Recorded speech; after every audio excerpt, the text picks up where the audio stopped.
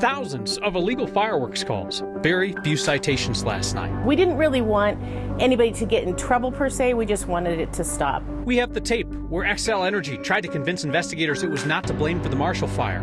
Investigators didn't buy it. On this day in 1991, Colorado got a major league promotion. Mountain Daylight Time, you became officially a member of the National League. And a small town feels a bit forgotten after a flood. No significant help cleaning up homes for months. Together, tonight, we can help. Because if you want to just watch, there are other shows for that. But this is next. I hope you enjoyed the fireworks, legal and illegal. Gotta air quotes illegal, because let's be honest, nobody's getting cited unless there's video of them nearly blowing somebody's head off. And well, even then, maybe not. Here's Mark Salinger. Even on the 5th of July, it's clear this cul-de-sac in Parker was a launch pad. What isn't so obvious is where the fireworks landed. It was a little crazy there at the end of the night. A little crazy might be an understatement for what happened in front of Christy Small's house last night. Her friends were watching from her front porch as Christy's neighbors lit off illegal fireworks. And I think if they hadn't have ducked, it could have hit one or both of them. Christy called the cops. Parker police showed up. But like the 100 other calls in the town yesterday dealing with fireworks, no one got a citation. Some citations need to be given so that there is a deterrent. They might be illegal, but it's really hard to get in trouble for shooting off fireworks. Denver police got 1,452 fireworks calls since Friday. 3 people got citations. In Arapahoe County, there were 320 calls. The sheriff's office gave out 0 citations. And in Douglas County, 520 fireworks calls, also with 0 citations. We have to pick and choose where we go, and we can't be everywhere at once. The cops get it, but Sergeant Ronald Luton with the Arapahoe County Sheriff's Office says they can't do anything about it. If we show up and the crime of the fireworks being lit off is not occurring, we have other things that are more pressing. It's the busiest day of the year. Gina Ramirez is with Jeffcom 911. Even after setting up a dedicated fireworks hotline and a new app to report fireworks, calls to 911 in Jefferson County were up 33% from usual yesterday. If somebody chooses to call 911 to report fireworks, the true emergencies are the ones that get put on hold. Christy called 911 because her friends were almost injured and her house was damaged. Yeah, it really was scary. But even then, don't expect anyone to actually get in trouble. Oh my God! So by the time police arrived at Christy's house, the fireworks were done, so didn't give a citation. Now, police did actually used to give citations for illegal fireworks. Back in 2017, Denver police gave out 57 citations. In 2020, there were 47 citations. Now, in the last 3 years combined, there's been a total of 6 citations in Denver. There's no one reason for this change, though Denver police say that some factors could be police staffing and call loads. To me, it feels like there's a difference between I just want to narc on my neighbors and you launched one into my home. Like that video, which is crazy. That's wild stuff. I remember the pandemic year when everybody was cooped up at the beginning of that summer. That was like bombs over Baghdad. Yeah, so in Denver, they got 5,400 calls for service on July 4th of 2020 and that weekend. That's more than double this year. So if you thought this year was bad, just remember 2020. Well, yeah, and if you thought the noise from your neighbors was bad, at least they didn't rocket one at your friends' heads. I think it's worth calling the cops for that. That's just wild. All right, Mark, thank you. Just as we told you that one of the iconic buildings on Denver's skyline, Republic Plaza, was headed for foreclosure, just as that news came out, well, now there is a new deal to keep Republic Plaza from being turned into a spirit Halloween like every other half-empty building in town. The value of that 56-story building has plummeted with age. Happens to all of us, I suppose. The building's owners recently defaulted on their loan as interest rates rise. But Brookfield Properties, one of the co-owners of the building, told us today that they have a new deal with their lenders that runs through March 2026. So no foreclosure looming for that building. There is no such deal for the Cash Register building, another skyline fixture owned by the same company, also on that sad same slide toward foreclosure, unless a deal is reached. The new head of the Tattered Cover Bookstores is an attorney and a one-time Republican candidate for Congress. Brad Dempsey's taken over that independent bookstore chain after its last CEO left to go into politics. Dempsey ran as a Republican in Colorado's 7th Congressional District last year, but didn't get enough signatures to make the ballot. He put out a statement today saying his first priority at the new gig is to deal with Tattered Cover's financial challenges. Former CEO Kwame Spearman stepped down in April after a brief run for mayor. He's now jumped into the school board race and remains an investor. Xcel Energy is facing at least 3 lawsuits as a result of the Marshall Fire. An investigation released last month found that Xcel likely started one of 2 fires that day that merged into a mega fire, the costliest in Colorado history. Our Marshall Zellinger got a hold of a recording where Xcel unsuccessfully tries to convince investigators it was not to blame. Oh no. Power line evidence. Photographs from witnesses after smoke is visible. Time-stamped surveillance images from the Marshall Mesa Trailhead gate camera. That's correct. That is how Paul Way determined Xcel was most likely to blame for the second ignition of the Marshall fire. The photographs from the gate camera show exactly when the fire was ignited, and it's in the time when this line was jump roping. Way helped produce the report that found Xcel most likely responsible for the second ignition. There are 3 power lines or conductors that go along Highway 93 near Highway 170. Way concluded that the easternmost conductor came loose from that round insulator. Then the lashing wire meant to hold it in place came in contact with the middle conductor, causing arcing and hot aluminum particles to fall onto the vegetation below, starting a fire. As you saw in my report, there's a photograph of a power line with a big gouge in it. That is an arc gouge, and arcs produce hot particles. Hot particles are often capable of igniting susceptible fuel beds. And that's what led me to my conclusions on a more probable than not basis. Xcel disagrees. Way's report references an October 2022 presentation by Xcel to investigators before a cause was determined. The presentation was Xcel explaining why its equipment did not ignite that second fire. We don't have the presentation, but we have a sheriff's deputy's body camera that recorded audio of that meeting. I don't think we can tell you what we think did start the second fire, but we can tell you why we think Xcel's equipment did not. Part of Xcel's explanation was that the arcing found on the center conductor was not from the day of the Marshall fire. So there's references to potential arcing signs on the middle phase.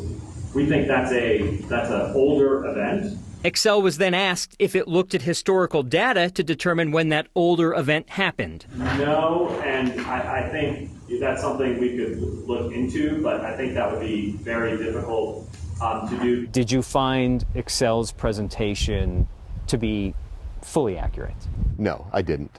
Like I said they hadn't found any evidence, I believe, of electrical arcing that could have ignited the fire, and of course, I believe that to be just false. On top of the evidence Way described, he also said in his report that there is a way to prevent a fire from starting even if the lashing wire from one conductor touched another. Hand gesture time. There's something called a recloser. It's like a circuit breaker. So in your house, if you stick a fork in an outlet, you want that outlet to trip, not the entire house, and certainly not the entire neighborhood. The recloser acts in a similar way with the power lines. If it detects a fault, it can stop the flow of power in a small area. And the recloser tripped on and reset on the day of the Marshall fire. Way suggests that tweaking the settings to be more sensitive to faults, so even if one wire is hitting the other, it won't cause hot aluminum particles because the power had been shut off in that area. Do I get it right, Marshall, that part of Xcel's argument is almost like saying, well, the one fire was the mastermind and this other fire was just the accessory, like the accessory wasn't doing the real bad stuff, it was the other one that was leading the way? Right. In the recording, they contend they had nothing to do with that second fire, but that the damage was already being done in Superior and beyond by the time that second fire started. They've also made that claim in some court documents in one of the civil lawsuits against them. So it's almost like even if you try to blame us for this one, we're not responsible for the damage caused by the first one. Marshall Zellinger, thank you. A flood from back in April still haunts a small town up in northwest Colorado because dozens of families have not been able to repair the damage to their houses. Mold has now set in, and some of the homeowners without insurance coverage are wondering if their homes are going to be condemned. That's why this week's Word of Thanks microgiving campaign is supporting the Hayden Flood Relief Fund. When Dry Creek flooded Hayden in April, it flowed into a part of town where the homes are primarily owned by people who do not make a ton of money. We're talking teachers and restaurant workers, some small business owners, a bunch of seniors. That area is not a flood zone, so most people did not have insurance that covers this damage, cleaning out all the mold, tearing out drywall and insulation, replacing floors. The town of Hayden would love to help their neighbors, but their funds are limited and they're being used to fix the damage to town property. So the Yampa Valley Community Foundation has set up a Hayden Flood Relief Fund. They're going to waive all their fees, so every dollar that we raise is going to go right to the Coloradans impacted by the flood. Here's how this is going to work.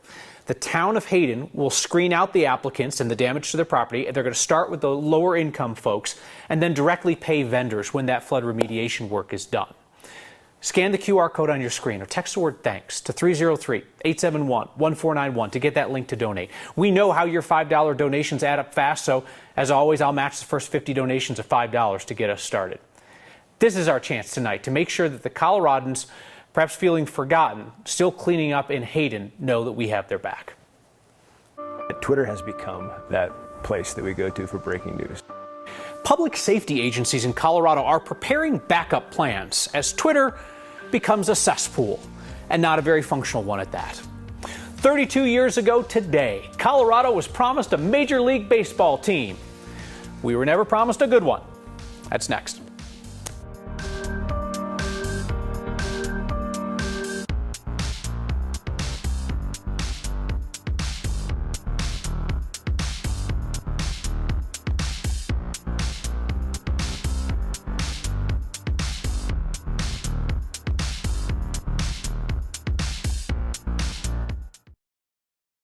National Weather Service really had its hands full last night, keeping people who were out for fireworks shows safe from the storms. And then NWS Boulder ran into Twitter's new viewing limits while their meteorologists were trying to gather on-the-ground storm reports.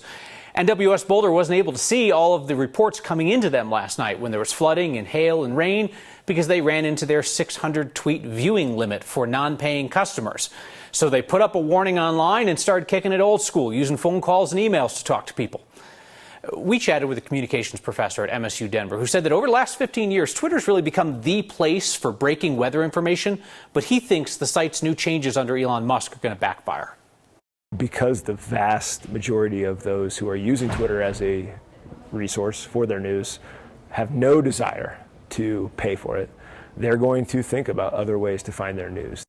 And it's not just NWS Boulder and their meteorologists. Denver's Office of Emergency Management uses Twitter and Facebook and Nextdoor when they're letting folks know what's going on. Of course, they also have their wireless alert system, the reverse notifications, which from our reporting, you know, those have their own sets of issues. I feel like more than anything else, Lauren Robinson, it's just a matter of people knowing where they can get reliable information and realizing that nowadays on Twitter, you could be in the middle of the storm and your viewing window is slammed shut. And that's exactly right. And I completely agree with the professor we talked with at MSU Denver. And it's become such a place where people come to for news. And in a lot of places, specifically for news. So with these new rules, you know, like they say, if it doesn't serve you anymore, if it doesn't work for its intended purpose, it's time to move on.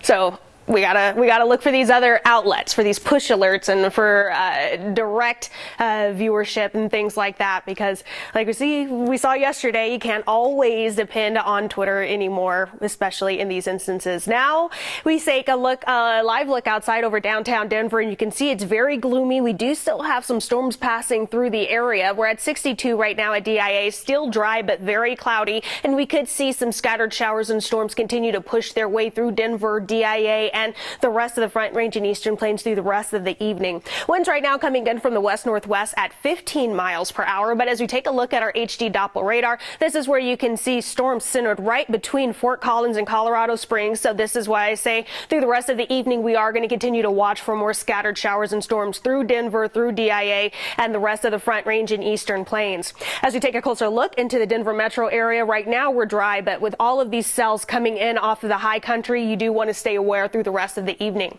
Further south, we do have a severe thunderstorm warning that's in place until 6:15. That should be expiring any minute now. And we do still have a severe thunderstorm watch in effect until 11. This is going to be mostly the southern portions of the I-25 corridor, southeastern corner of Colorado, where all of these areas, we're going to continue to watch for that large hail, strong winds, isolated tornadoes. And take a look. This is the same area where we do have this slight risk for severe weather through the rest of the evening. And and then areas north of this under this marginal risk. So anywhere you are, if you're in a yellow or a green, you do want to watch for the possibility of strong storms through the rest of the evening. As we go into our day tomorrow, we could see even stronger storms, even in eastern portions of the Denver metro area, pushing into central and southern portions of the plains, where we level up to an enhanced risk for severe weather tomorrow. So over the next couple of days, we're going to continue to watch for that. In addition to the severe weather, we do have red flag warnings that'll be in effect for central and southern portions of the western slope tomorrow afternoon through tomorrow evening. July 5th is a big deal. It was 32 years ago that we had the announcement that we got a team. Remember when the Rockies weren't a punchline? They were an aspiration for a city and a state that had spent years trying to get Major League Baseball's attention. And on this day, 32 years ago, it began. The Rockies are celebrating their 30th anniversary this year. Got to celebrate something as you hurtle toward 100 losses. It was this day in 1991 that years of work by a ton of people in our state finally brought a team to Colorado. I'm here to congratulate all of you on the work you've done and to tell you officially that you became officially a member of the National League. We probably... July 5th is a big deal. It was 32 years ago that we had the announcement that we got a team. It gives me shivers when I look at it because it's so exciting. This used to all be old railroad yards and rundown warehouses, and it was just the dregs. My name is Neil Macy. I was the one that came up with the idea on how to fund Coors Field so we could attract a Major League Baseball team. Starting in '83 and going through '92, Denver was in a depression. Nobody could figure out how to fund the stadium. The Scientific Cultural Tax District was on the ballot November of 1988, and it passed with 75% of the vote. And I said, well, if that passed with 75% of the vote, I can get 51% for a baseball stadium. I started recruiting Kathy Williams, who was a state representative, and other people, and we all started working together. And we got the tax passed through the legislature, and then the voters approved it with 54% of the vote. This was the kickoff for the entire lower downtown area to happen. Today's a special day because this is when we got designated as a team. On this day in 1991, what's feedback about? Your resignation. Cool. All right, that's coming up next. The folks up in northwest Colorado describe a really heartbreaking situation. About 50 homes in Hayden were hit by flooding in April, but they're not in a flood zone. There was no statewide emergency declaration, so no insurance help for those people. I mean, folks have been coming to the town hall. Town leaders don't have any assistance to give them to clean up the mold in their homes or take out the drywall or soaked insulation or the ruined flooring. So the Yampa Valley Community Foundation has set up the Hayden Flood Relief Fund and is waiving all of its fees so that every dollar that we can raise together will go to those families who just want to live in a safe home. They're described as the town's teachers and restaurant workers and some seniors, some single parents. If you're able to scan the QR code on your screen or text the word thanks to 303-871-1491, I'll send you the link to join me in donating to the Hayden Flood Relief Fund. Sean writes in tonight to say, Kyle, it is about time that you resign and hand the microphone to a real journalist. All right, that's fair. I'm going to check out for the evening. All right, it's all yours. Have a great night. Here's your feedback. Go. Well, so there's another question asking if Xcel would be responsible for any culpability in the Marshall fire, where they simply pass that cost along to customers. We've covered this before. There's nothing in law that says they couldn't, but it would be up to the PUC to determine any costs.